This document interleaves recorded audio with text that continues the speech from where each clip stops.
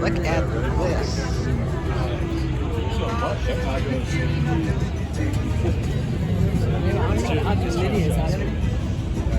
I recorded this whole tour and I posted it on my channel. Yes, I do. Why don't I show you? I act nice to the nice people. The bad people, I make them wish they didn't comment.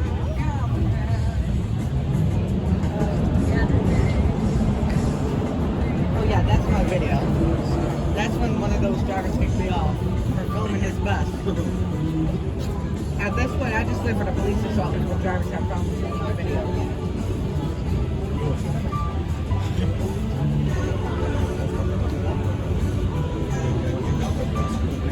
Yeah.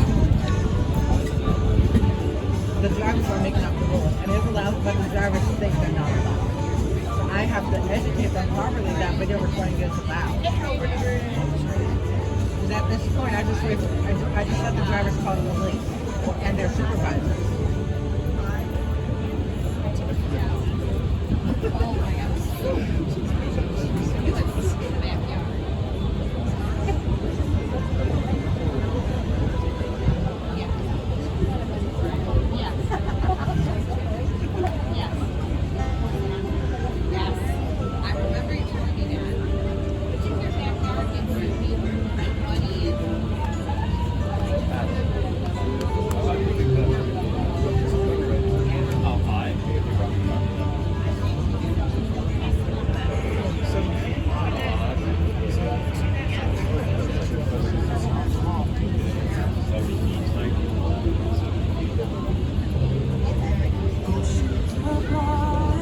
I'm recording this whole thing. This should be up on my channel tonight. So if you turn on the notifications, you're gonna see it tonight. Yeah. You're the first one to comment. Go ahead. Down the comment right away. I'm gonna comment, like, and retweet. Yeah.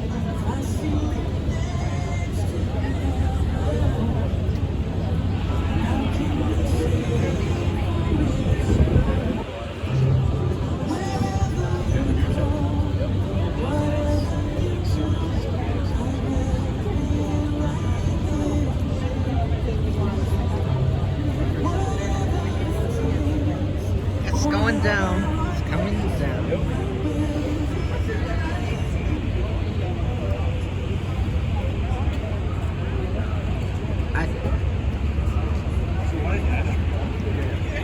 It's 12:10. Ask you guys to get a shake. When you made that claim, sort of remind you guys. You got sailboats out here, so this one's gonna raise next. When the warning bells start.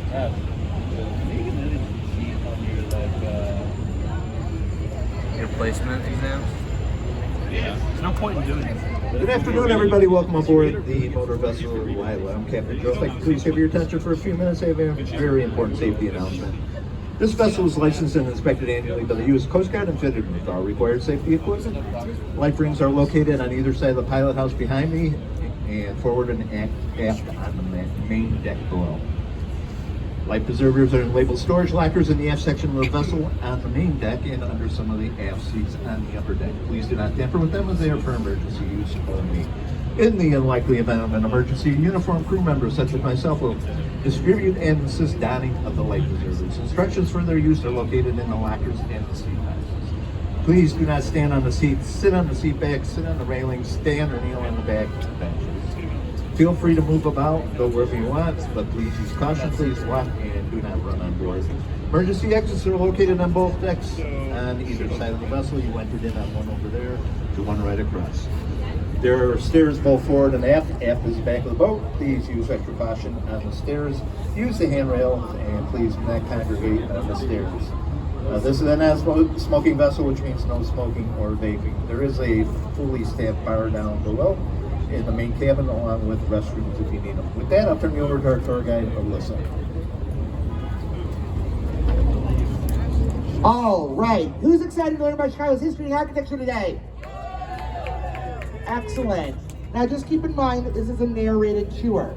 And sometimes people are more interested in being on a boat than they are in learning about Chicago's history and architecture. And that is great.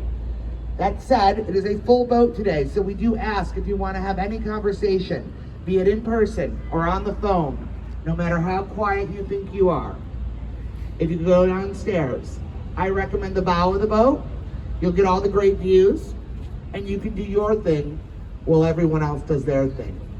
Think of it as being a good neighbor. I assume most of us would hate to go see a movie and have the person next to us talk the entire time. It's particularly important for this area around where I'm giving my tour. Two things. I have a thing in my hand. It's called a microphone. It picks up sound. Number two, I have ADD and I am highly distractible. And any conversation is like a cat with a shiny object. So again, we do ask if you're going to have any conversation, if you could go downstairs. So I'm going to jump right in. Chicago is considered to be one of the top 10 most beautiful skylines in the world. I'm biased. I think it's the most beautiful, but it is inarguably one of the top 10. And that was made possible by a tragedy. On October 8, 1871, the city of Chicago caught on fire. At the time of the fire, the population was 300,000. During the 2 days of the fire, 1/3 of the city burned to the ground. What that means, 17,000 homes and businesses were destroyed, leaving 100,000 people homeless, and 250 people died. It was a tragedy by any stretch of the imagination. But it was also an opportunity because it gave us a second chance to build a second city. And that's why we're called the second city. Not because we're second to New York, as they would have you believe, but because we literally built a second city on the ashes and debris of the first city. A little bit more history, if you go across that bridge, that's the approximate location of Fort Dearborn. In 1803, the federal government built as a fort. In 1812, it was destroyed in a fire during the War of 1812? 1812, exactly. Now, across the river at street level, we have the London Guarantee and Accident Building. It was completed in 1923. The architect is Alfred Alschuler, and it's in a style that we call Beaux-Arts, which is defined by having a decorative base, stack of floors, decorative top. It is now the home to the London House Hotel, which is a boutique hotel that got its name from a jazz club that used to be in there called the London House, exactly. Now you got on the boat at the base of the Wrigley Building. Also in that Beaux-Arts style, completed in 1924, the architects are Graham, Anderson, Probst, and White. And in addition to the decorative base, stack of floors, decorative top, it's got 6 different shades of glazed white terracotta. Starting off with the darkest terracotta at the bottom, working its way up to the lightest terracotta at the top, which some people say was inspired by sticks of chewing gum, because it was once home to Wrigley Chewing Gum Company. They sold the building several years ago, and then it was purchased in the summer of 2018 by a local billionaire for $255 million. It must be nice. Now I mentioned we're going to go under a number of bridges today. So we have 38 vestibule trunnion bridges. That's the bridge that opens in the center, as you saw earlier. Now, 38 is the most of any city in the United States of America, and second in the world only to Amsterdam. And we only open them on Wednesdays and Fridays at scheduled times in the spring and in the fall. So the way it works is if your boat can't fit under one of the bridges, it lives on Lake Michigan for the summer and then goes back to wherever it came from in the winter. Now, you're going to notice the bridge houses as we traverse the river. They're all designed to complement the architecture that was in the neighborhood when they were built. So for example, here at the DeSable Bridge, we've got Beaux-Arts style bridges. We get on the North Branch, you're gonna see some more rustic bridges. And people ask if anyone lives in the bridge houses. No, not anymore. Now it is where they have the mechanicals that open the bridges. So that's what happens there now, but nobody lives in them. And 4 of them are double decker. 2 have traffic on the upper level, and 2 have the L train on the upper level and traffic on the lower level. Now, Wrigley was originally a soap company, and they would include gum as a free gift with purchase. And they discovered that people were throwing away the soap. They just wanted the gum. So they pivoted, and the new idea stuck. Now, Wrigley as a company was a bit of a maverick when it comes to direct mail. And one of their early successes was they figured if you could afford a phone, you could afford to buy a pack of chewing gum. So they mailed packs of chewing gum to every address in the United States phone book.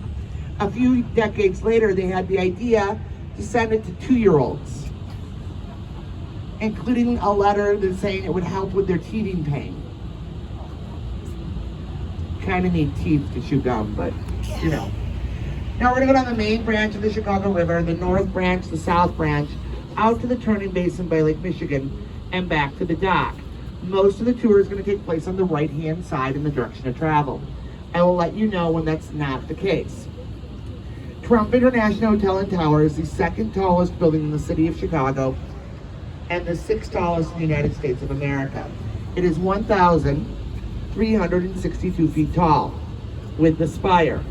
The architects are Skidmore, Owings & Merrill. The lead architect is Adrian Smith. He's also the lead architect for the tallest building in the world. Does anybody know what that is? The Burj Khalifa in Dubai. If you want a sense of how tall the tallest building in the world is, look up to the top and double that. It's pretty tall. Then we've got this black steel skyscraper, the American Medical Association building. It's architecturally significant insofar as it's Mies van der Rohe's final building. He died in 1969. This was completed in 1971. He is an internationally acclaimed architect who moved here from Germany to teach architecture at the Illinois Institute of Technology. And he brought with him what's known as the international style of architecture, which is defined by rejecting all non-essential ornamentation. Mies's philosophy was less is more. Because he moved here to teach architecture, you're going to see a very strong Miesian influence throughout Chicago. A lot of international style buildings. Ironically, Bertrand Goldberg, architect of the Marina City Towers, we call them the corn cob buildings. Goldberg was a student of Van der Rohe's. He clearly rejected the international style. His philosophy was there are no right angles in nature, so there shouldn't be any right angles in architecture. A lot of people are very curious as to how these buildings are constructed. Think of a flower. The elevator is the stem, and each condo is a pie-shaped petal. And they really are pie-shaped. The narrowest part is where you enter the unit, the widest part is the balcony. 1 piece of pie is a studio, 1.5 pieces of pie is a 1-bedroom, 2 pieces of pie is a 2-bedroom. It's completed in 1967, and in the 60s, people were moving from the city to the suburbs. So they had an idea for a city within a city. So when Marina City Towers first opened, it had a movie theater, a grocery store, a dry cleaner, a bowling alley, a couple of restaurants, a marina, and a skating rink. They unfortunately had to close the skating rink a few years ago when someone accidentally skated over the edge. I'm kidding, that didn't really happen. There really was a skating rink, I just don't know why it closed. But now I have a sense of who's paying attention and how dark I can go with my humor. Now, we've got the Reed Murdoch Center, which was completed in the early 1900s. The original architect is George Nimmons. Nimmons is known for his industrial work. Now, this is a red brick masonry constructed building that is now a converted warehouse. If you were taking this tour in the early 1900s, there's a chance you'd be bored, because all you'd be looking at is industrial buildings. This is one of the few remaining left on the river. If you look up, there's a clock tower. Lots of clock towers in Chicago. Anybody want to know why? Believe it or not, in the early 1900s, not everybody could afford an iPhone. And how else are you gonna know what time it is? I can't afford one now. They're like $1,600. Then we've got this blue-green glass building with the silver steel, which is 300 North LaSalle, completed in 2009. The architects are Picard and Chilton, and it is LEED certified platinum. So LEED stands for Leadership in Energy and Environmental Design. Platinum is the highest designation you can get. Lots of different features that make this building worthy of a platinum designation. It's got a rooftop garden to mitigate rainfall, and it uses river water for its cooling system. So it takes the river water in, uses it to cool down the air conditioner, and then spits it out a degree or two warmer. It's one of about a dozen buildings on the river that use river water for its cooling system. Then we have the Merchandise Mart of Chicago, completed in 1931. The architects are Graham, Anderson, Probst, and White, and it is Art Deco. Art Deco is defined by having a limestone facade, strong vertical lines that draw your eye up, setbacks, and geometrical ornamentation. It's also the second largest building in the United States of America. Number one is the Pentagon. It's got 8 miles of hallway. Now, it was originally built by Marshall Field to consolidate its warehouses. In 1945, he had to sell it due to back taxes. Joseph P. Kennedy purchased it for $13 million. In 1998, the Kennedy family sold it for $575 million. It's what you call a really good return on your investment. I'm glad it worked out for them.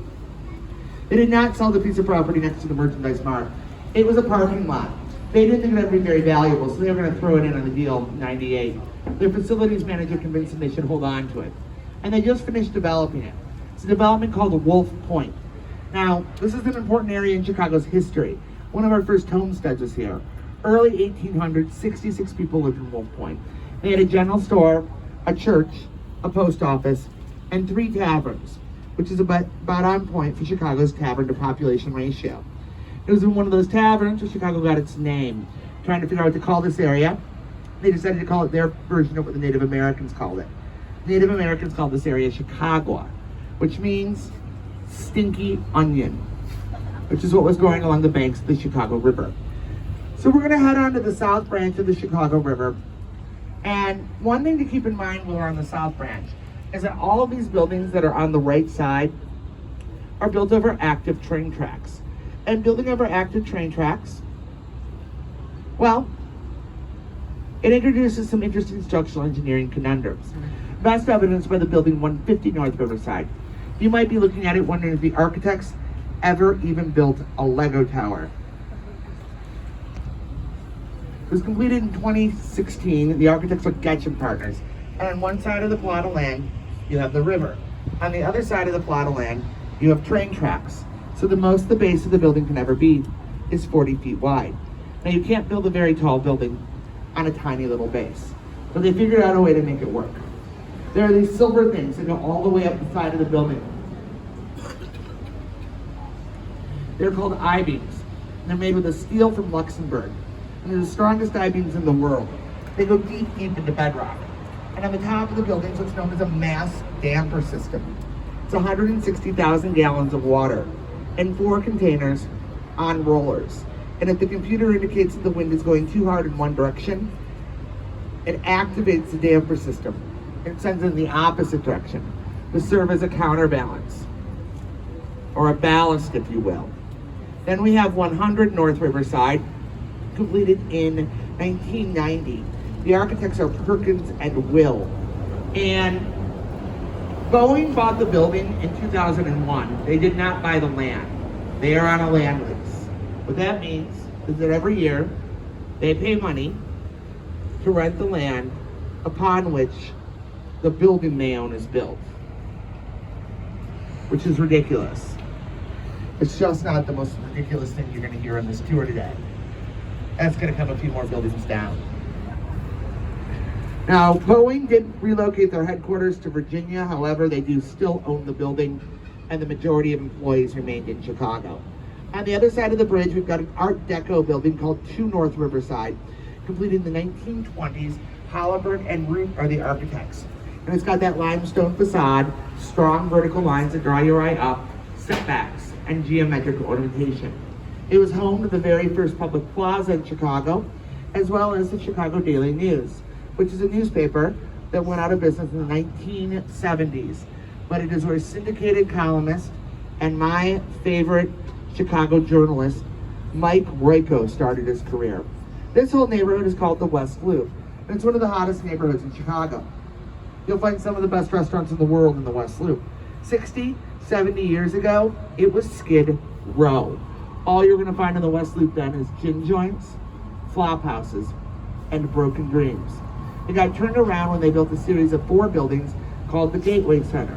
Gateway 1 is a 22-story international style building completed in 1965. Skidmore, Owings, and Merrill are the architects. Bruce Graham is the lead architect. Now, all of the gateways are built over the gates for our trains. In America, we have a thing called air rights. That means you own the air above your home and above your property, so no one can ever build on top of it without your permission.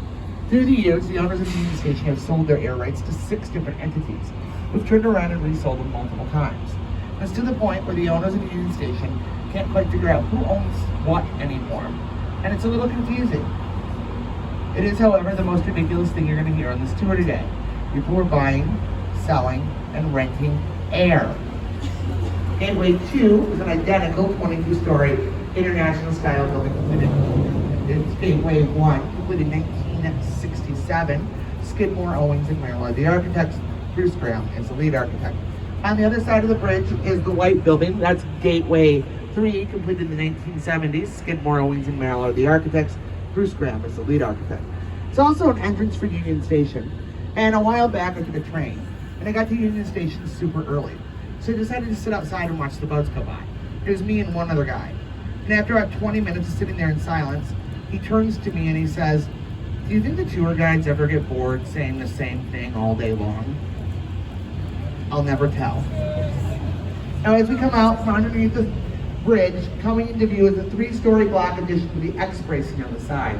It's the home, was the home to the Mid-American Commodities Exchange. It's completed in the 1980s. Skidmore, Owings, and Merrill are the architects. Bruce Graham is the lead architect. Dr. Fazler Khan is a structural engineer. And he is considered to be the Albert Einstein of structural engineers. So it was a trading floor. And back in the day, they used their hands to buy and sell, which means you can't have any obstructed views. So there's no load-bearing walls, there's no support beams. See that X bracing on the side? It allows for the entire weight of the building to rest solely on the perimeter of the building. It's a structural engineering marvel. It is now a gym and a bagel shop. Gateway 4, the largest of the gateways, including the 1980s, Skidmore, Owings, and Merrill are the architects. Stefano is the lead architect. And he used concave and convex green glass, which creates this kaleidoscopic effect. Now, on the other side of the bridge is the former Chicago Main Post Office. It was completed in the 1930s as part of the New Deal. The architects are Graham, Anderson, Probst, and White. It's Art Deco, but most notably, it was the largest post office in the world because we were home to Sears, Montgomery Ward, and Spiegel. They closed it in the 1990s. It was in danger of being demolished, but then it was declared a historic landmark. In the early 2000s, a British guy by the name of Bill Davies purchased it for $24 million. And he had very ambitious plans, but he had to secure a $1 billion loan. And he couldn't. So the building sat empty for years. And in fact, it was about to go into eminent domain. Because see this bridge we're about to go under? It becomes the Eisenhower Expressway. And it goes through the post office. And the city was afraid the building was going to crumble onto cars. That didn't happen because a company called 601W from New York came along and they purchased the post office for $200 million, which sounds like a really good transaction for Bill Davies, except he was an older gentleman and he died within 48 hours of closing. It happens. Now, 601 renovated it. It's the largest adapt to reuse project in the history of the United States of America. And I'll finish telling you about the post office on the other side of the highway.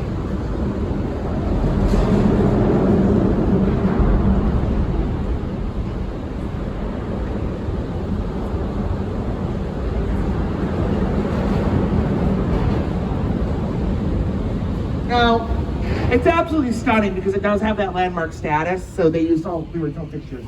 But my favorite tidbit about the post office is it's tied to the indictment of one of Chicago's most notorious contemporary politicians. So in the city of Chicago, we are governed by alder people, or aldermen. Since 1972, 38 have gone to federal prison. Now, it was notable when we started our most recent city council last year that none of the alders were currently under federal indictment. And that's because the one that was, Alderman Ed Burke, retired after 54 years in office. And he used maybe 53 and a half of those 54 years to personally enrich himself. One of his things was he was a partner in a law firm that specialized in property tax appeals. And he would urge developers to hire his firm, or things would happen like they couldn't get on the agenda for City Hall, or they just wouldn't get their permits. He wanted the business of the post office. So he approached the alderman of that ward. Unbeknownst to Ed Burke, that alderman was already in trouble with the feds and wearing a wire so that he could help them take down then Speaker of the House, Mike Madigan. So the feds were like a twofer. Yada, yada, yada. They wiretapped him for years. And in January of 2019, he got indicted. In February of 2019, he was reelected. 2 people ran against him. In December of 2023, he was found guilty on 13 of the 14 corruption charges, which include shaking down the Field Museum because they failed to hire his friend's kid as an intern, a bribery involving a Benny Beverage Depot sign, the post office stuff, and shaking down a Burger King to the point where he made them make a political contribution to one of Chicago's mayoral candidates. They were located in Dallas. He's going to be sentenced in June. Now, I did a lot of research into Ed Burke, and I found out that in the 90s, during what we call the Dirksen verse, like it's the Marvel verse, but it's our federal courthouse, he was in trouble, and that's when he wrote the proclamation to exonerate Mrs. O'Leary and the cow, which I'll talk about in a moment.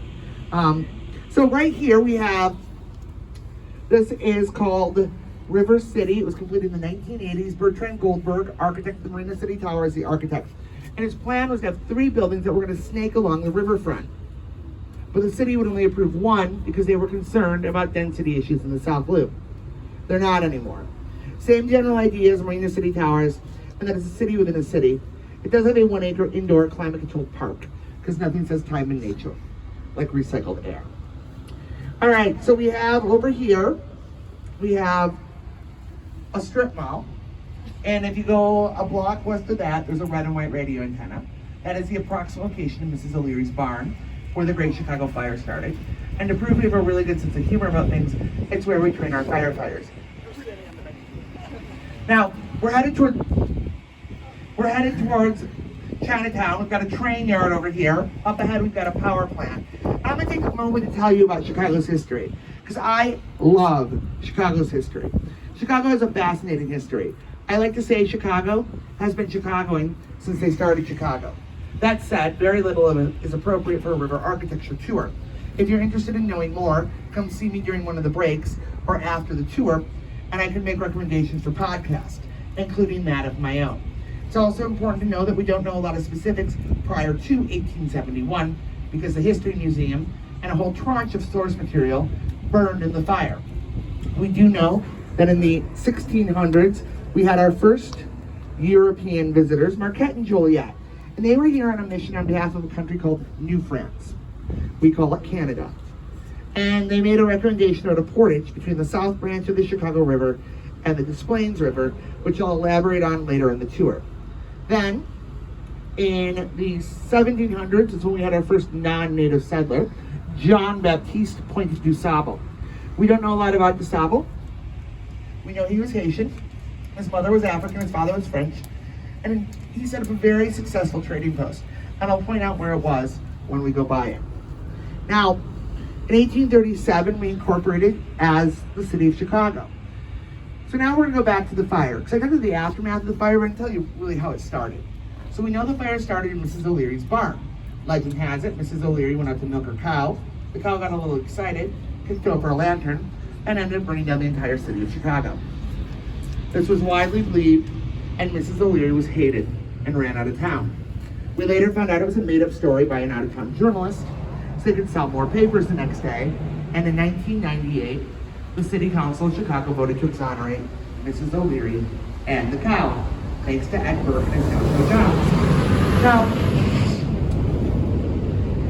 what it really was a culmination of unfortunate circumstances. Chicago had been experiencing a drought. It had about 1.5 inches of rain in 2 months. And in fact, the entire Great Lakes region was experiencing a drought. And there were fires throughout the fall in Chicago, including one the night before. So the firefighters were exhausted and the equipment needed some repairs. Now, it probably didn't help that everything in Chicago was hastily made out of wood. Buildings, bridges, streets, sidewalks, and pipes.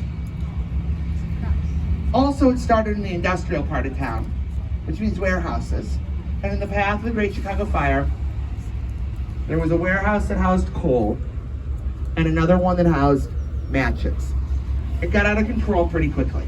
It's hard to imagine, but Chicago looked like what you see when you see pictures of the West Coast wildfires. Luckily, it started to rain about 2 days later, and that extinguished the fire. So we started to rebuild right away, and we wanted to become a global city. And we found out the World Columbian Exposition was coming to the United States of America. And what a better way to put Chicago on the map than by hosting a World's Fair. So we sent our very best politicians to Washington, D.C., and they lobbied their little hearts out. And we ended up getting awarded the fair, which is great for us, but it made New York a little bitter. And one of their journalists referred to our politicians as windy windbags from the Windy City who are full of hot air. And that is why we are called the Windy City, not because we're the windiest city in America, which we are not, but because our politicians are full of hot air. I find this to be very unfair if you know anything about Chicago politics or Illinois politics as a whole. We are known for having some of the most honest, above-board politicians you could ever hope to vote for. Well, they're under indictment. So, the fair became one of the most important events in Chicago's history, starting with Daniel Burnham, who planned what was famously known as the White City. It was on the south side in Jackson Park. It was comprised of 250 temporary buildings made out of material a little bit like drywall. He got so interested in city planning that he went on to be a city planner, and he planned many notable cities, most importantly his hometown of Chicago. And we are considered to be one of the best planned cities in the world. If you're enjoying our expansive boulevards, you can thank Daniel Burnham. The landscape architect was a guy named Frederick Law Olmsted. He's a bit of a rock star in parkitect circles. He designed Central Park, Prospect Park, the entire park system of Louisville, Kentucky, and the list goes on and on. So fairs highlighted the greatest innovations of the day. Think of it as the TikTok of its time. So what was trending in 1893? Well, the previous World Fair had been held in Paris. Does anybody know the centerpiece of the Paris Fair? Yes, the Eiffel Tower, or Tour Eiffel. Burnham and the gang, they wanted to out-Eiffel. So they found their very own structural engineering marvel called the Ferris wheel. That's right. The very first Ferris wheel in the world was right here in Chicago. It was over 200 feet tall, made partially out of wood. It had 60 gondolas, which held roughly 100 people each, and it took 40 minutes to get around. Other innovations include juicy fruit gum, Cracker Jack, the zipper, a little thing called electricity. I think that stayed current. And Pabst Blue Ribbon beer. Initially just called Pabst beer, they entered into a contest and it received a ribbon. So they renamed themselves so we would all know they were an award-winning beer. If you've ever had PBR, you might be wondering how bad was all the other beer, and this is the beer that won. It was a participation ribbon. All the beers got a ribbon. So the fair lasted for 6 months. 27 million people came, which is roughly half the population of the United States of America at the time. And it turned a profit. So we decided to have another one in 1933 called the Century of Progress, which is held on what we call the museum campus, which is where you can find the Shedd Aquarium, the Adler Planetarium, the Field Museum, and Soldier Field. That is where the Chicago Bears currently play. I'll get into that in a moment, but right now, We're headed towards Chinatown, and to the left of us, we have Pingtown Park. It's named after a Chinese Chicagoan who advocated for parks in Chinatown. Chinatown is the second largest in the United States of America. You can get there via the red line. There is a Chinatown stop. It puts you right there. I highly, highly recommend Chinatown. And you might have noticed the two bridges. Well, we're gonna see. Normally do the North Branch, so I'm kind of turned around. But you're gonna notice another bridge on the North Branch. Those aren't needed anymore. They're railroad bridges, but they're historic landmarks, and they go down once a year to make sure they still work, which has to do with landmarking status, of which I'm not an expert, so don't ask me any questions about it at the break. Just, they have qualifying things to keep your landmark status. And then up ahead of us, we're going to see the Amtrak bridge. It's a vertical lift bridge, which means it lifts like a elevator. And it's the only one on the river. It also has landmark status, and it's controlled by a remote control at the rail control tower. Now, speaking about landmark status, we're going to talk about the Chicago Bears and Soldier Field. Now, I just want to remind everybody, we do ask if you're going to have any conversations, if you do it downstairs. Now, the Bears, well, sports teams in general in Chicago and elsewhere, have a history of threatening to leave town if they don't get a new stadium. It started, as far as I can tell, with the Bears in 1975, when Papa Bear Hallis threatened to move to the suburb of Arlington Heights. At which point in time, then Mayor Daley told him that he could no longer call himself the Chicago Bears, and they just didn't move. Now, in the 90s, they threatened to move to Gary, but fast forward to early 2023, when the Bears pay a little under $200 million for a dilapidated racetrack in the suburb of Arlington Heights. So we all thought the Bears were going to move to the suburb of Arlington Heights. Except they didn't want to pay that much for property taxes, and the village of Arlington Heights likes to fund their schools. So they came back in June of 2023 and said it's not a done deal in Arlington Heights. We're going to go talk to some other mayors, namely the mayor of a very far away suburb called Naperville. And that must not have worked well for them, because they came back and they announced that they wanted to build a domed stadium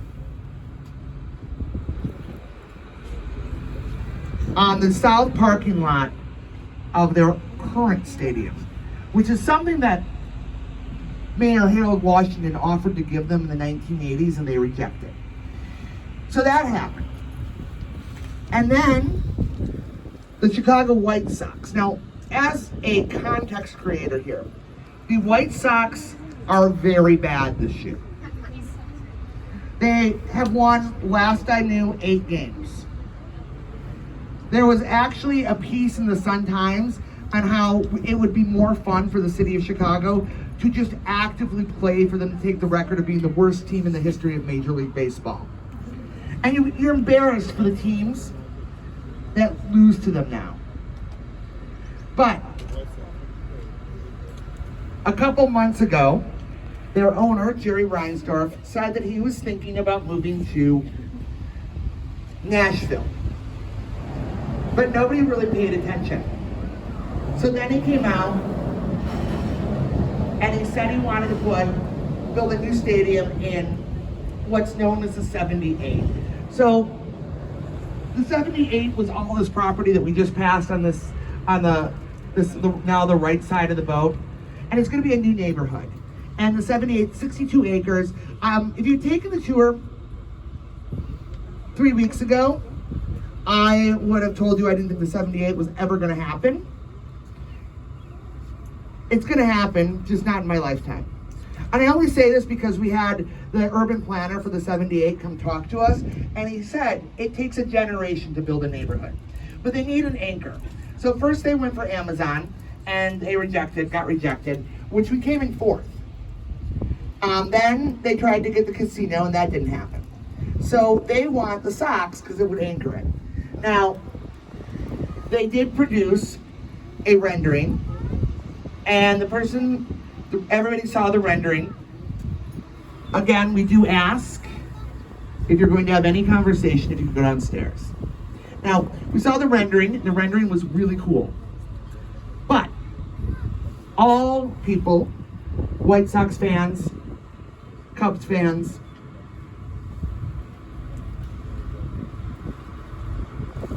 and everyone in between, said it was a great stadium. We just don't want to pay for it. So, that didn't stop Jerry Reinsdorf, though.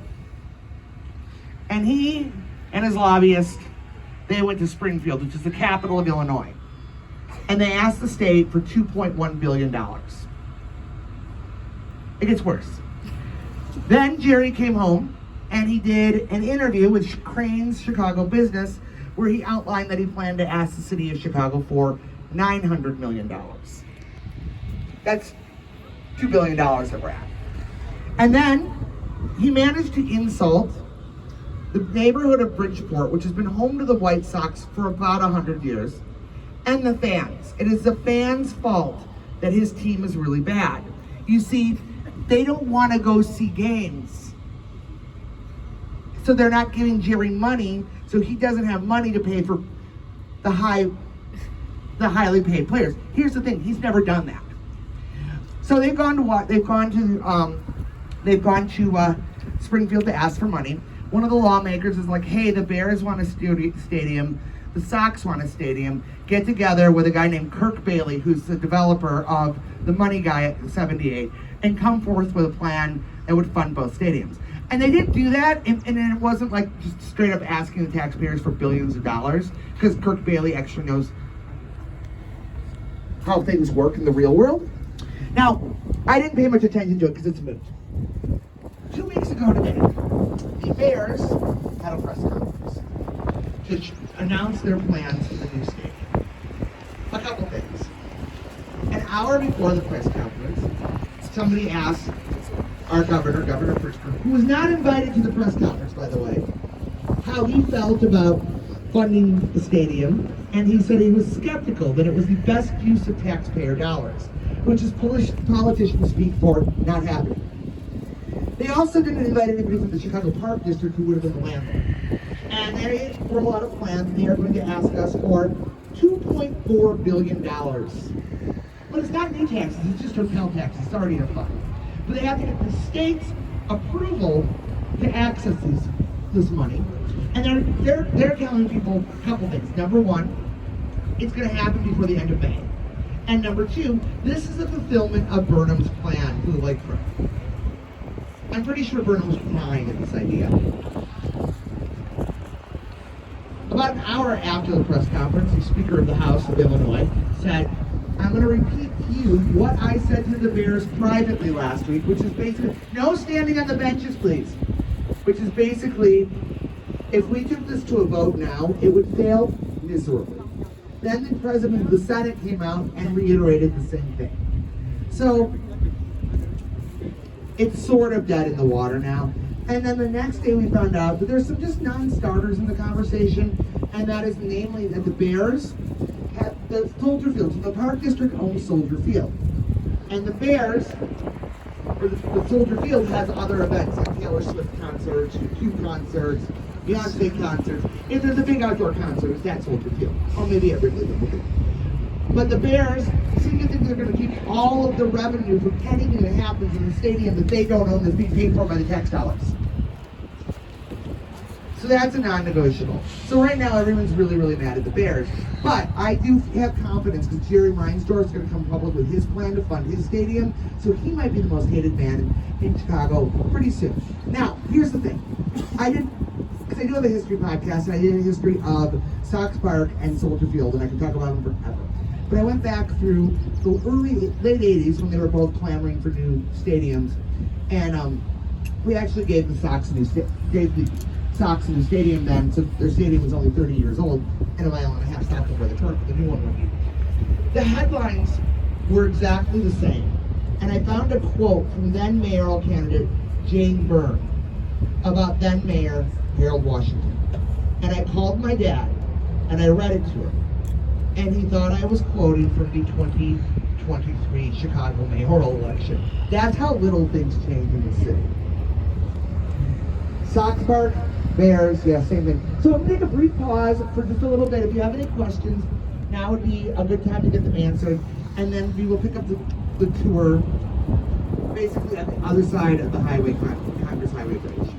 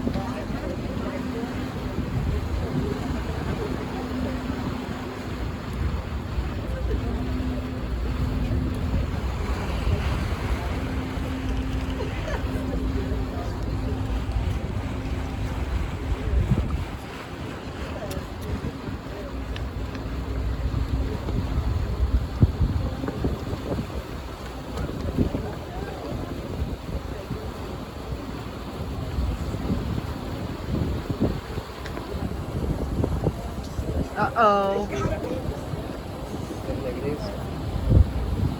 You need help? Do you need help picking them up? Okay. You're welcome.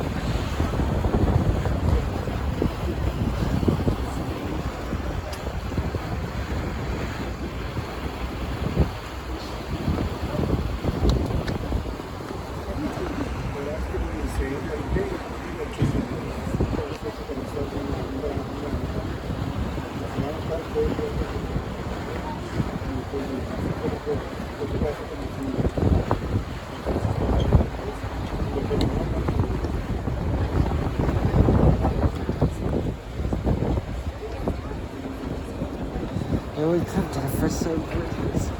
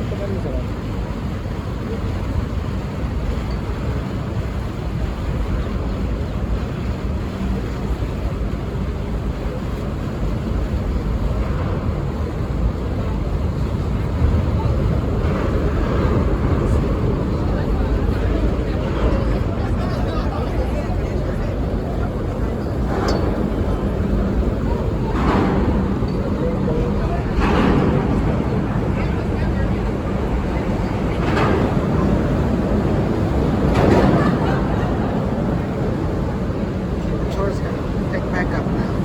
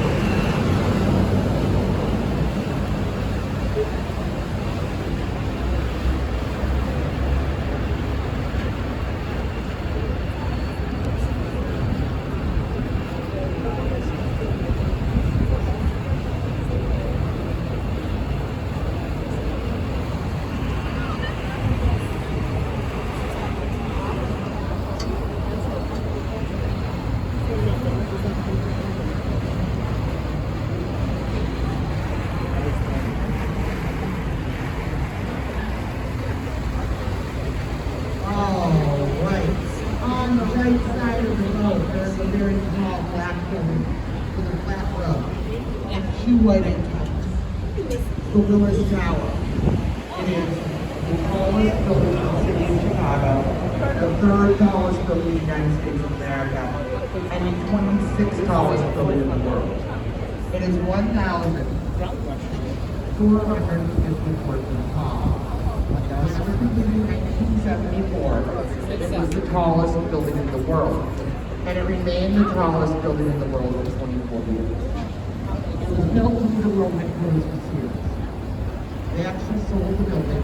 We got garbage out here. Not a lot of people do it. That is sad. This boat is littering all the garbage to the river.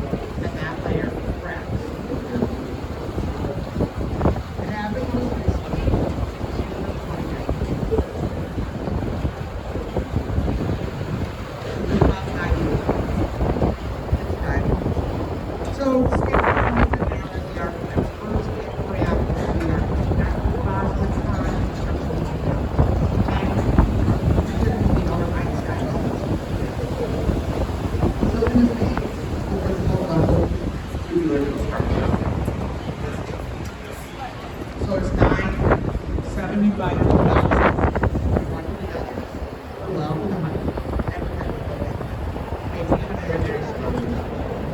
Left set, just sway, 18 inches. She wanted you to avoid structure. You can work the avoid the bathroom. There's something about something else.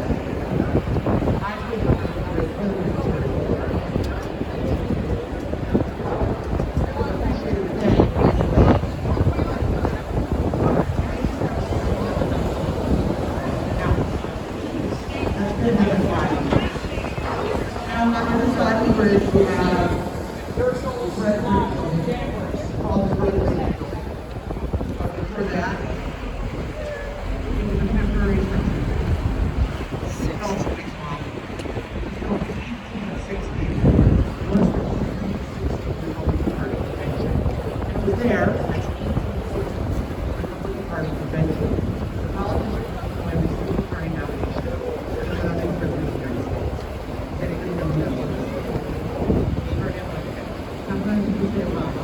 All right, we're splitting up.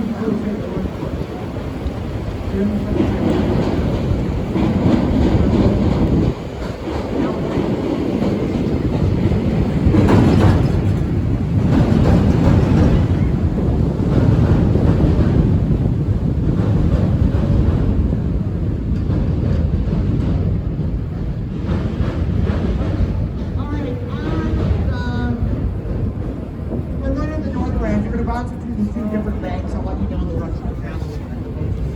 First floor building is on the left-hand side. We've got the community art, it's called River Point. It was completed in 2017. The architects of the card and Chilton. As of 2020, it is LEED certified platinum. Now, I had John Picard of the card and Chilton at the castle, and I asked him if they did the early platinum. And his answer was that it was too technical and too boring for either of us to be certified. Then we've got this white building, it's called the Residency at River Bank. It's really cut out, it's got the own part of the architect. And it's in a style we call contemporary. That's when the building's called red. It is homage to the soccer of the land. We've got a bend in the river, we've got a bend in the building. Now when they built this, they put all of the hallway and all the mechanical on the west side. So everyone that was down here was drinking love.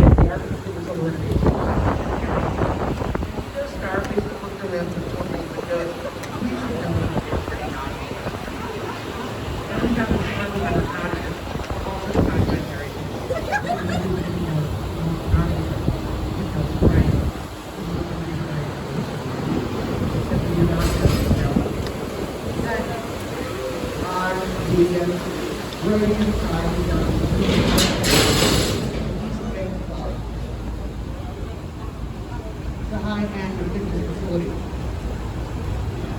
or as we like to say, where the jet set go to sweat. You don't know their current members, but they're over here, Barack Obama, Michael Jordan, and pretty big 79. Back then, there was really girls for capital T. So much so that it was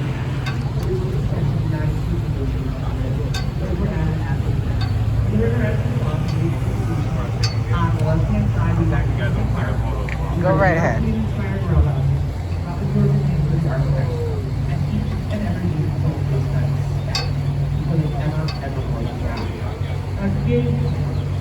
you look at I love it, you see the river walk. Sometimes you walk on the river walk in the car. You do not go to the beach and you actually water. It's called clean spirit ball. And all the way around the this is the car for the third guest. However, over here today, you must check for security.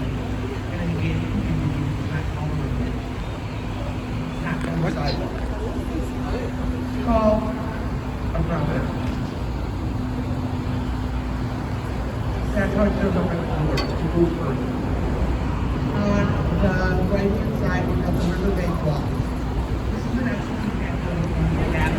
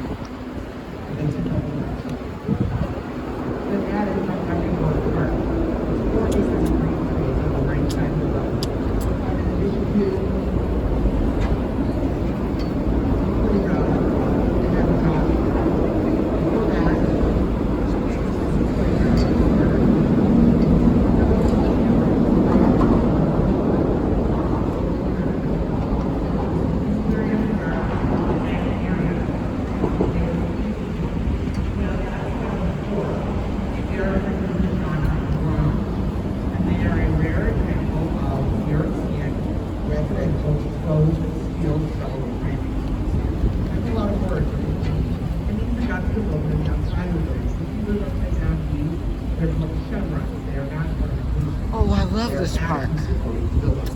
Then we've got the blue glass building with the white corners on Montgomery, including 1971. The Norway on the Saki is here. And that was one of the final headquarters for Montgomery Ward. Show of hands, do you know what a Montgomery Ward is?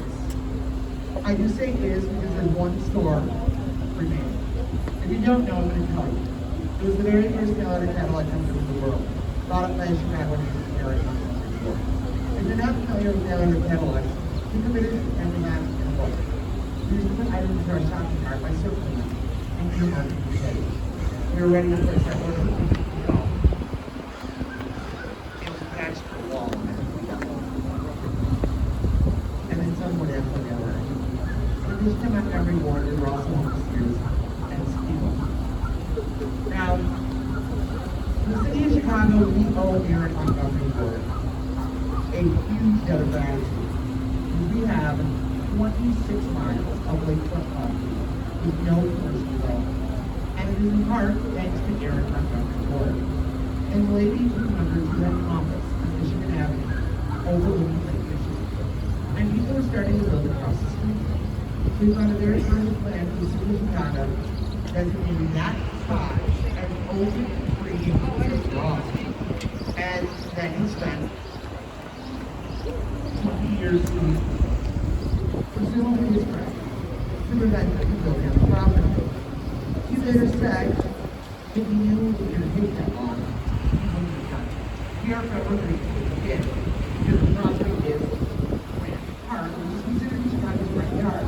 It's where you might have at the best places in Chicago. Mile of Louisa, of course, much of the town. So I'm sure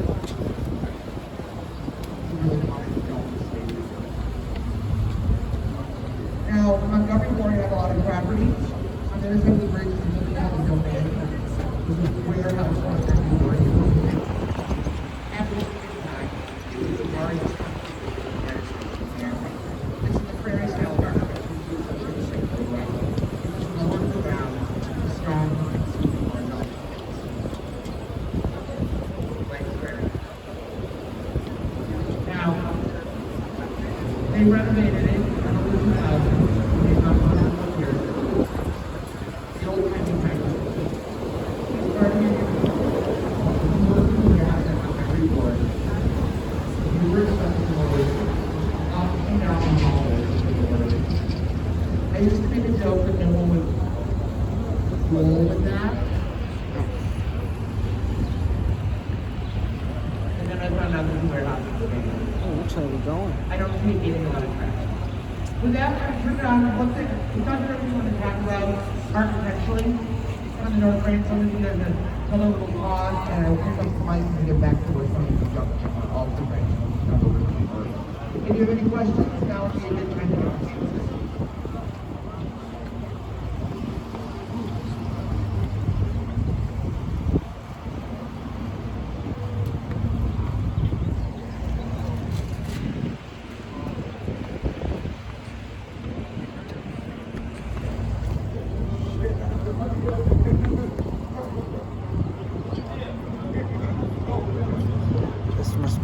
dead.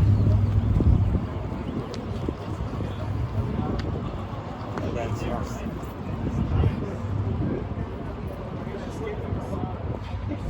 Oh, we turning around.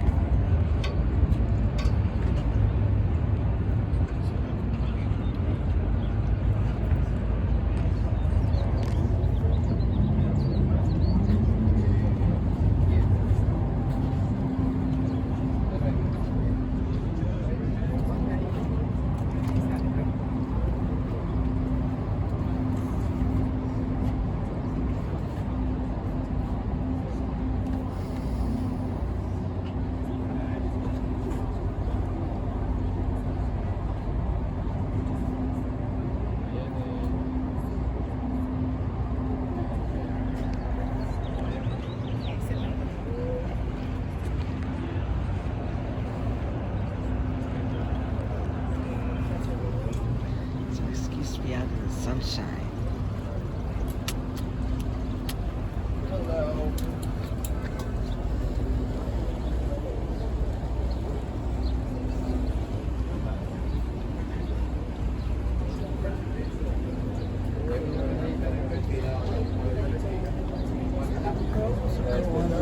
They're like apples with I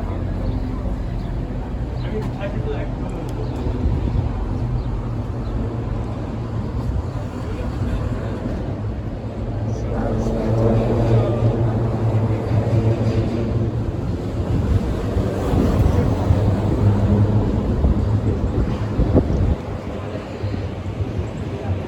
My phone is dying.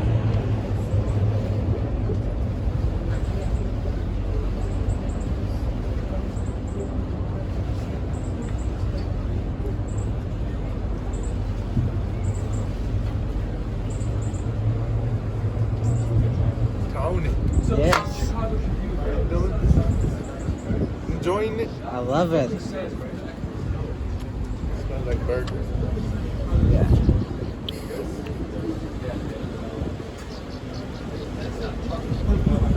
They got a stick on a leash.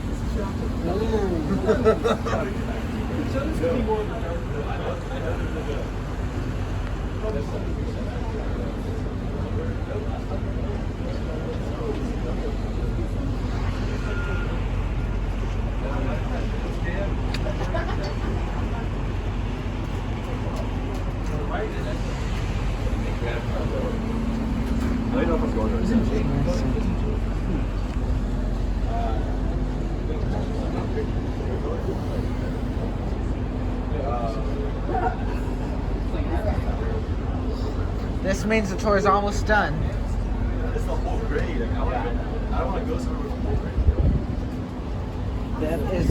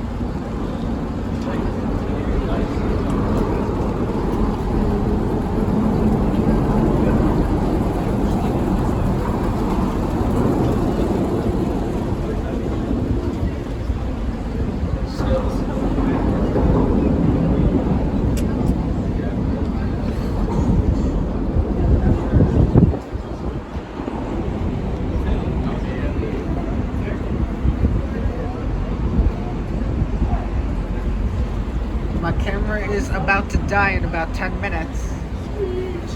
Hoping we're back before then.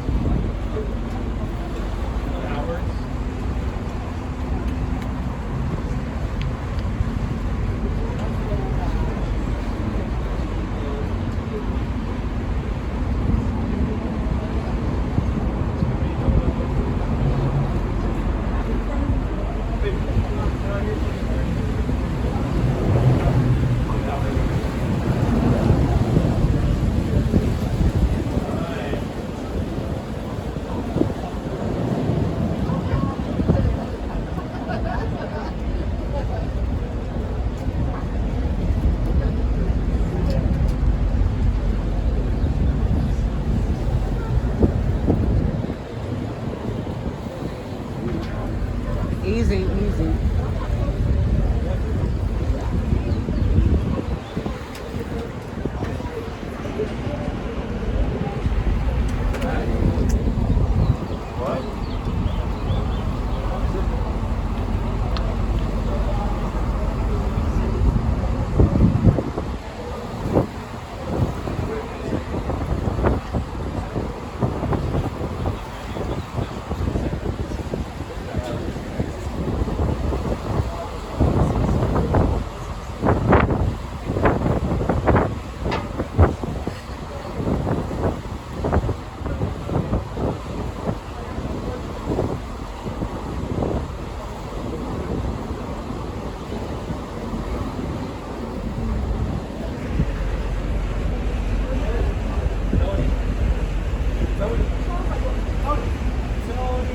What up?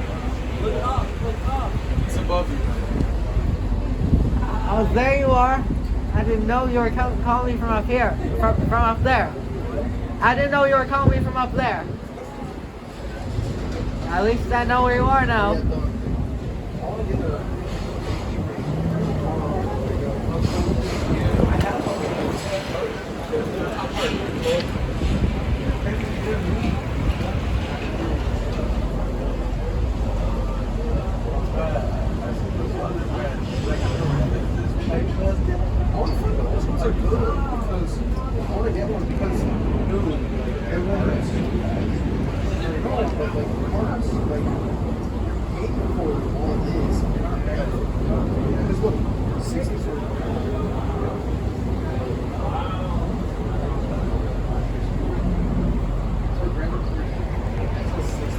Huge difference. The scene is well, yeah. I mean, you do a bunker. Then they have the two different ones for 77. Oh, I guess they should see I want it. Should I do it?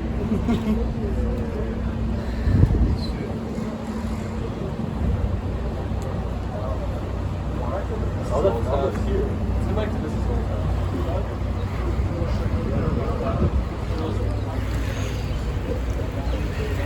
You're in the shade.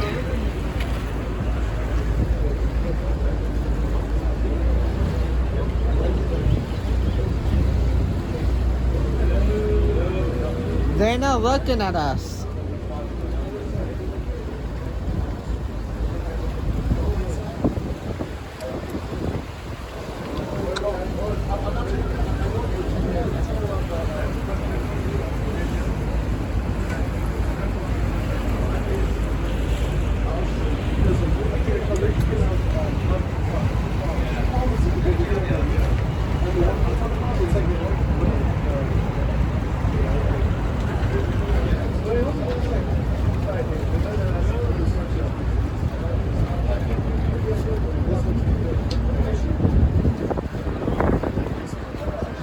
All right, on the right side of the boat, we're turning into the main branch of the Chicago River, which marks the beginning of the Riverwalk.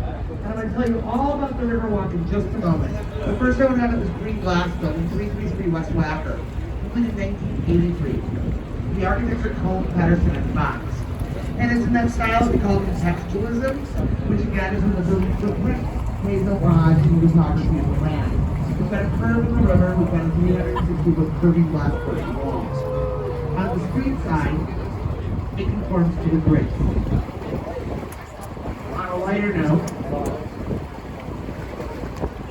it's where Ferris Bueller's Dad works. Yeah. It's also my favorite building during the day on the river. I love the way it looks. Now, as I mentioned, I marched to the beginning of the river walk. In 2016, it allowed you to walk all the way to River Free towards Michigan. I did over there. People asked if there was a river walk before, and the answer is yes. However, it wasn't very welcome. It had an extremely narrow sidewalk, and worse, we couldn't walk underneath the bridge. So every time you would up the stairs, across the bridge, and down. So they had walkways under all the bridges, and these silver things are called eyelashes. They used to get into the next degree. And in each bay, that's what we call the areas. Each bay, that's at the end of the day. This particular bay right here is ecological.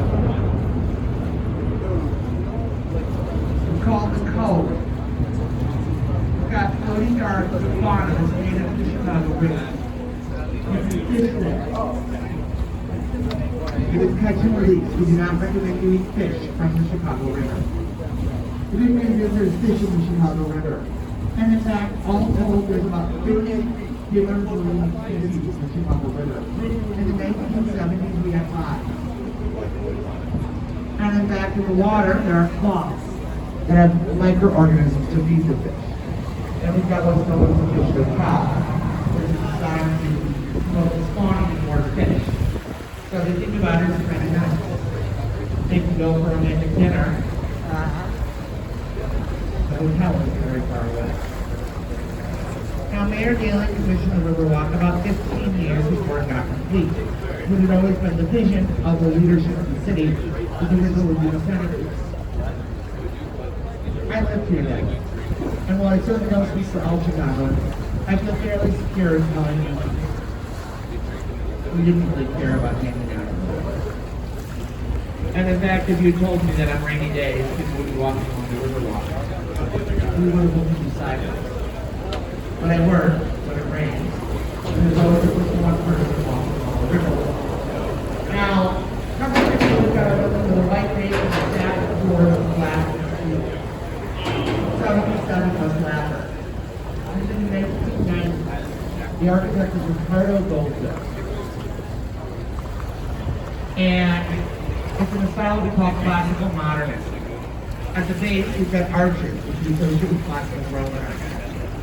And in the stack of floors, it's the glass and the steel. That's the modernist. On the very, very top, there's kind of associated with classical Greek art.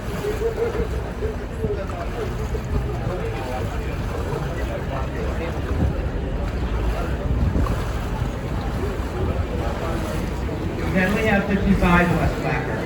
The building was in cash. If you knew what a Montgomery Ford was, you meant now, I read about a number of guys who specializes in ugly architecture, and he refers to this as the Danny building. Then we've got the gray building with the silver things in the window. That's the Leo Burnett building in 1989. The architect is Nicolene and Roche. And it's an award-winning building designed to be a column within a column within a column. It is home to the overnight advertising agency, which is world famous. Some of their campaigns include Tony the Tiger, Snap Crackle Pop, and Meow Mix Star, and my personal favorite, the Pillsbury Ghost. Then we've got, coming to view, is a Beaux-Arts style building called the Old Jewelers Building. Got that decorative base, stack of floors, decorative top. On the very, very top, there's a dome, an architectural term that's called a belvedere, and that was the home of the Stratosphere Lounge. A lot of people are going to try to tell you this when Al Capone hung out, but he was already in jail by the time it opened. Then we've got the green Art Deco building with the gold fire art top, and the Union Carbide Carbon building. Including 1928. The architect of the Burton Project, and the Burton Society. And it's said to be inspired by a New Year's Eve celebration, and they opened a bottle of champagne. And then it's the protest. I don't know if it's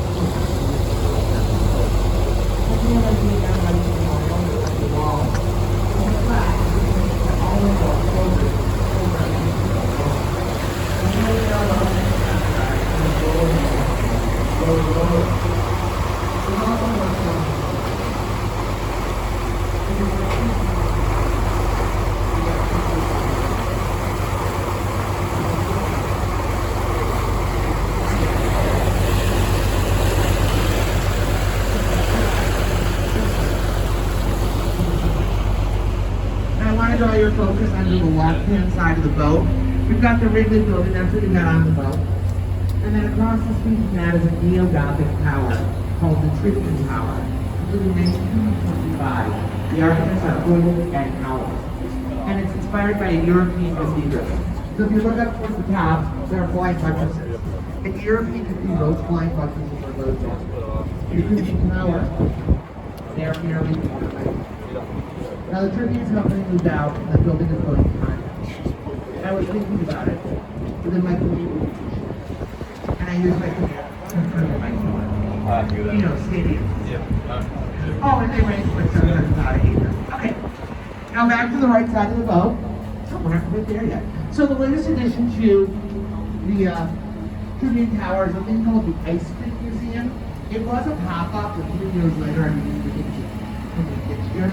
It's got a thing called a sprinkle pool. I have no idea what that is, but I do know that I paid $1 million. I don't want one in my condo with it. Now coming into the we've got this building, it's called Blue Glass Building, you can't miss it. The kids on Reddit call it the Wrigley Building, or the Wrigley Building. Its real name is the St. Regis of Chicago. It was completed in 2020. The architect is Studio Gang. The lead architect is Genie Gang. And You have to end the video it's here. the tallest building in the world, and the female architect as a lead architect. It's also overall the third tallest building in the city. I apologize. It was apartment, condo, hotel, retail, and office space. If you look up towards the top, it looks like it's not quite finished. That's called the blow-through floor. The building didn't test the window sharing test, so they left it open like a vent for the air to flow through. Without it, the top of the building could break off. So that's a thing. And we've got this red brick building, the Hyatt Regency. South of that is a white building with black vertical windows. It's the Aon Center. It's also been called the Standard Oil Building and the Amico Building. It was originally clad in Italian Carrara marble, which is some of the most expensive marble in the world. It's what Michelangelo used. So to cut down on building costs, they trimmed it too thin, and it didn't hold up well during Chicago winters.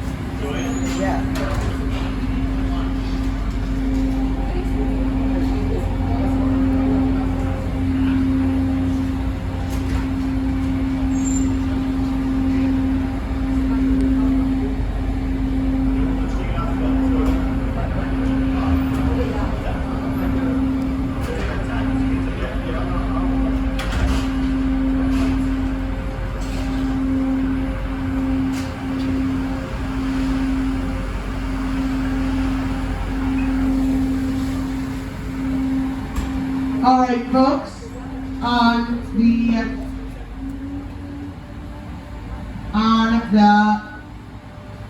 right side of the boat, we have a construction zone. It was supposed to be the home to the Chicago Spire, which would have been a 2,000-foot residential building, tallest building in the Western Hemisphere.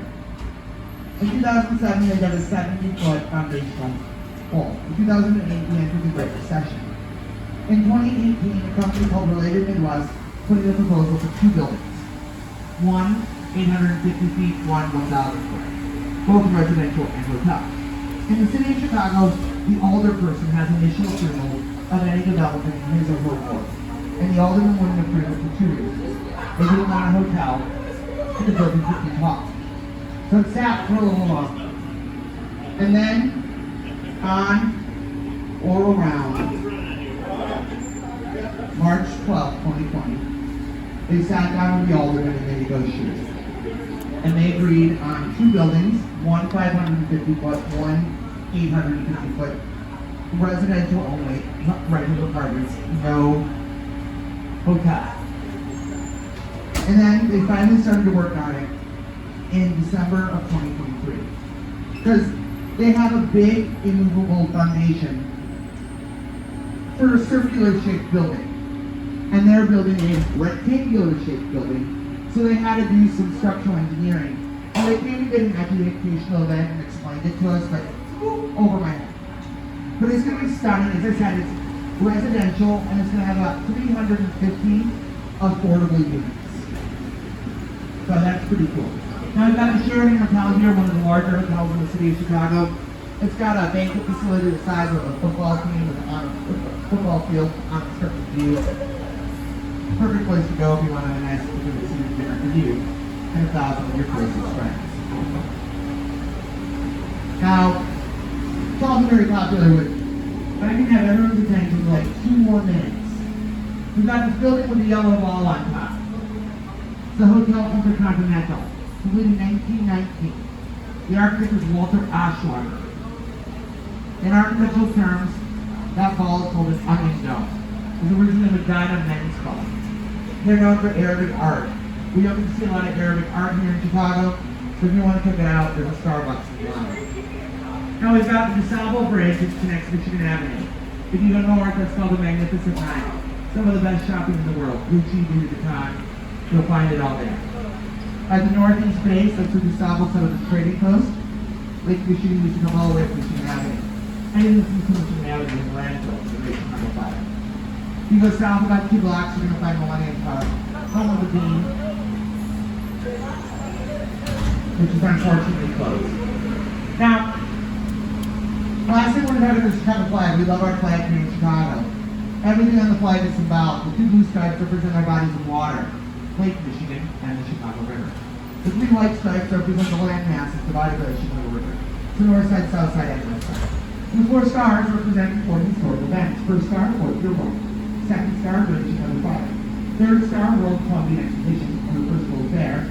And the 4th star, Century of Progress, or the Second World Fair. If you want to remember, it's the 4 F's. Fort, Fire, Fair, Fair. Additionally, each one of the stars is about, but I'm not terribly good at memorizing. You're going to have to put up your own. Through the 5th star, we only added the Chicago chosen coast of 2016 Summer Olympics. That's it with you each hour. Some people feel we should have added it because on the World Series, for which we would have had to F. Final. The White Sox fans are going to get. We're getting ready to approach the dock. If you have an adult veteran who's trying to play the Wendella drinking game, chuck it or chuck it. This boat might be able to go to New Orleans. We're not in New Orleans. Yeah, you cannot bring our booze off the boat. Now, we ask that everybody take a seat and remain seated through the entire docking process. So, we do ask that everybody take a seat and remain seated through the entire docking process. From time to time, we might kiss the dock, and we would hate for anyone to get injured. Additionally, we do ask that you have to disembark with alacrity. It's my favorite word. It means joyful quickness. We're going to a different dock than the dock we took off from. We're going to what's known as Dock 4. So, just take the stairs up, turn right, and you'll end up back in the window. If you need parking, see any of the uniformed crew. I don't have parking. Validation. On behalf of the captain, the crew, and everyone here at Wendella, we really want to thank you. We love what we do. And if you like using Wendella boat rides, we would get paid for right boats. I personally have one of the best jobs in the city of Chicago. What makes a great job? You're listening to me talking about it. That's good. I used to say if people like me didn't know Wendella boat rides, I would bore my family and friends with information about history and architecture. And then I spent about 8 out of 12 months with my parents. We didn't really go anywhere. You can say I had half the body. Thank you very, very much. My name's Alyssa. I'm the first person off the boat and down the ramp to make sure you get off the boat and down the ramp safely and to answer any last minute questions you may have. Enjoy the rest of your time in Chicago, and you rock. Thank you.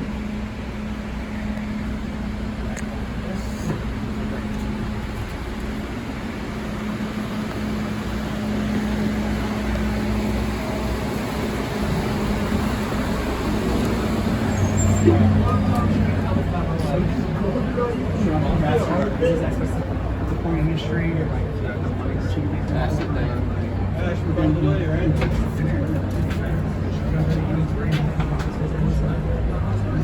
Sorry. So my sister looks me in the eyes and goes, "This like all I remember her saying is."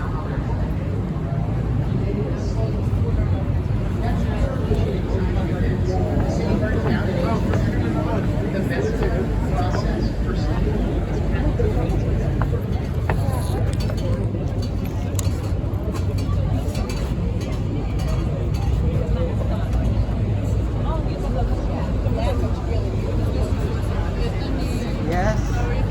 It was fun. You have an engineering shot. Yes, I do. Send a picture. Yeah.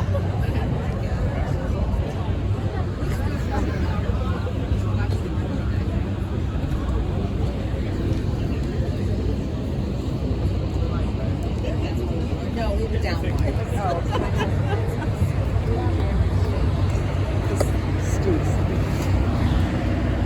go.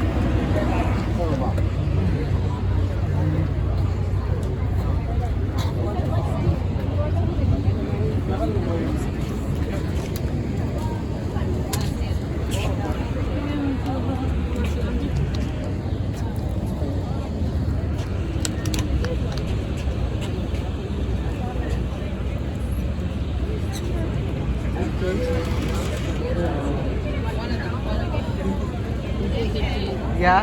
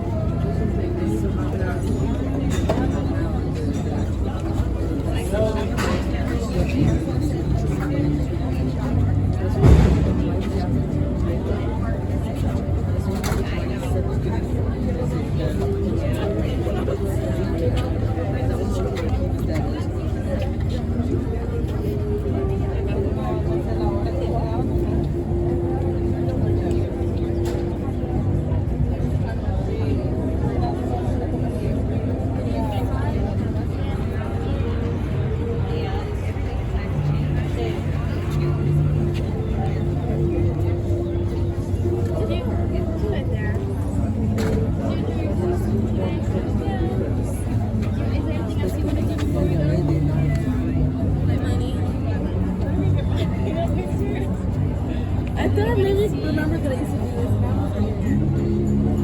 And then you want to eat, see.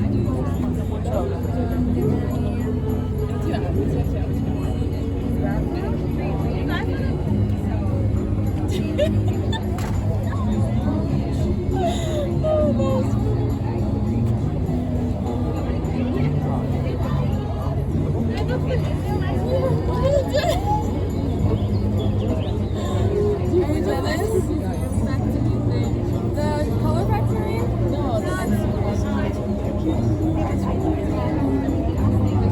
ice cream museum. I mean, she sounds happy about it. She has been telling me.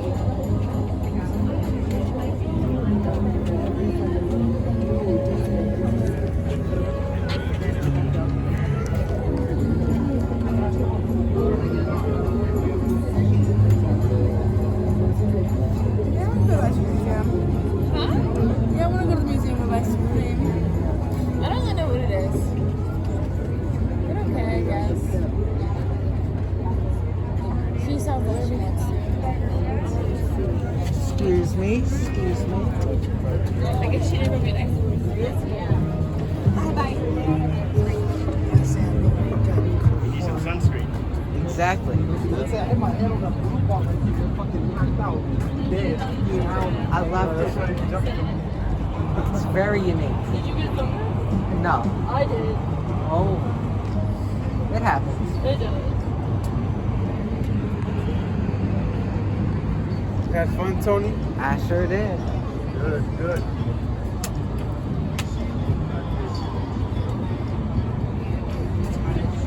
Might get back at 8. 156. Are you good? Yeah, are you gonna what's it called? Are you gonna like let us know the time on our way back? Yeah, I'm happy to. Just ask me, I'll tell you the time. Yeah, because last time you were telling me like every second. Yeah, like whenever you need to tell me, just let me know.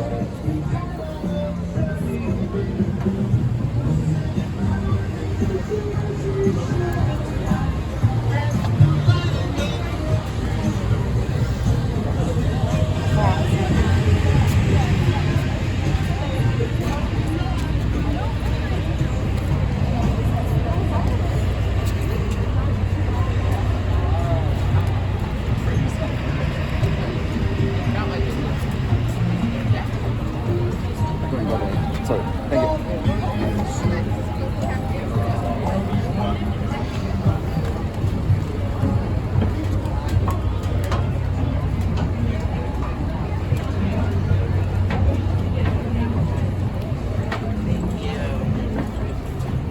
You have a good one. You too.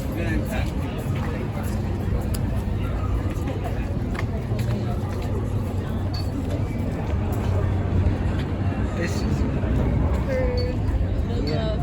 yeah, nice name. Gotta take a good picture of the boat.